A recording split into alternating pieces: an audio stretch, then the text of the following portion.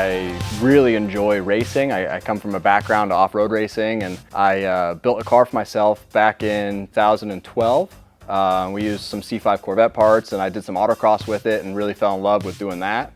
Just started building cars for people, and about a year and a half ago I decided I wanted to build a car for myself. I had 82s, I kind of had all the generations throughout, and then I've always loved this body style. The truck's a 1972 C-10, big window cab, but the body of the truck is all steel. I made that here in-house. It was kind of my first time really taking on like building a bedside from scratch.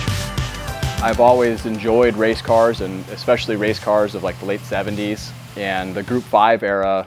They started doing the really big wide bodies, and you saw the 935Ks and 917s, and they shot fire. Like, they were everything a race car should be. So a lot of the styling is based around that era and that kind of a race car, but I still want it to be functional. I'm not gonna make any compromises with myself. I wanna build my truck how I wanna build my truck. You know, kind of showcase everything I do here at the shop. So it's my chassis, independent front and rear. I sourced the transaxle, torque tube, and dry sump LS from a C6 Corvette.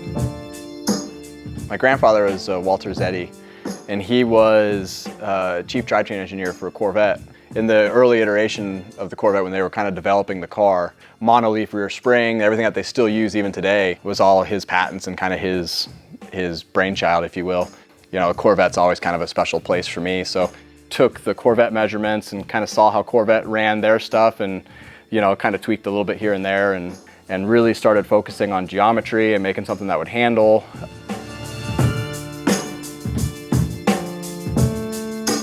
So I was looking for somebody that could build me a coilover that utilizes like a C6 lower than just a traditional eyelet upper. And it was kind of a natural phone call to make to Belltech and everyone over at KW and kind of their whole competition department, and work together and try to figure out what's going to be the best coilover. They've been around for as long as I can remember. You know, I don't build coilovers for a living, so I need to be able to call somebody and say, hey, this is what I need, this is what I'm experiencing. They knew what questions to ask me, so I could get them the information they needed. We have triple adjustables, so we have high speed, low speed compression, rebound. We sprung it for the weight, and you know, we built it to race the truck, so it certainly is a firmer ride, but it's still very compliant. You hit a big bump, it doesn't rattle your teeth out. Like, I would compare it mostly to like a Porsche, like a GT3 or GT2. When you run a 12-inch wide tire on the front of a truck, you're kind of nervous as to what that's going to be like driving down the road, and you're kind of chasing the crown and stuff like that. But driver's side tank feeds the passenger side tank to help to offset driver weight. It's all Holley computer system. You know, we run a Terminator and Race Pack PDM, the Holley Pro Dash. We run AC on the truck as well because it's hot here and I want to drive it around.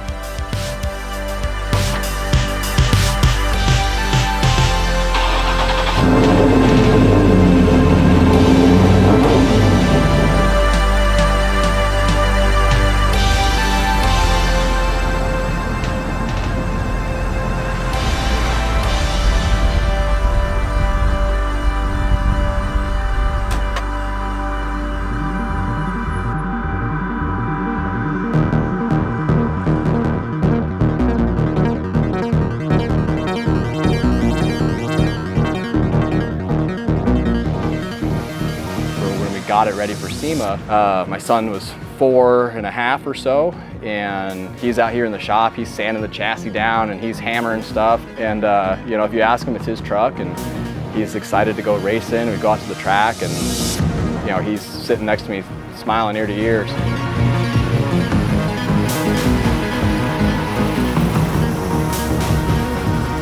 Kind of wanted to, you know, Swiss Army knife of a vehicle. I can take my kid to school in, but then I can also take it on the weekend and autocross it, or take it to a track day. Like,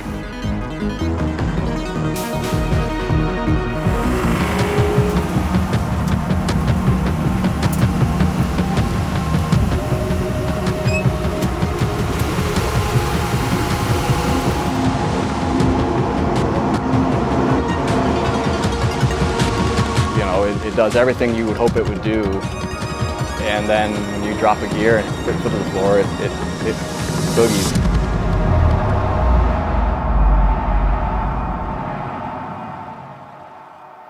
Really, aside from maybe adding some carbon fiber, because I'm, you know, a millennial, that'd be it. Probably some carbon fiber. I guess that'd be the move.